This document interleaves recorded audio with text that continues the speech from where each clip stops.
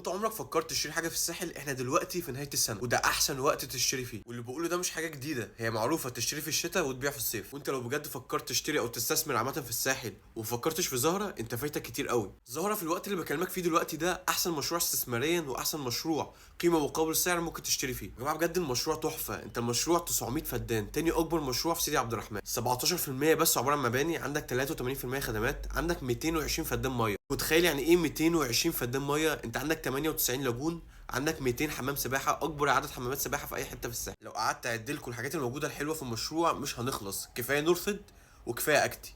انا بص مش هحكي عنهم قوي، دول محتاجين فيديو لوحده. على فكره مش ببيع لك الهوا، المشروع اصلا في ناس ساكنه، المشروع فيه جزء كبير جدا منه مبني، وفي حاجات بتتسلم فوري عادي. زائد ان انا في سيدي عبد الرحمن بديك سعر تحفه، احنا سور في سور مع هاسيندا باي. تعالى يا باشا عندي هديك شاليه حلو قوي، اوضتين برضو ب 6 مليون 300 قسطهم على 7 سنين. انا شايف لو الفيديو ده ما اقنعكش ان انت لازم تشتري في زهره كاستثمار او كحاجه تجيبها ليك انت تتبسط بيها، فانت كده مش ناوي تشتري في الساحل اصلا.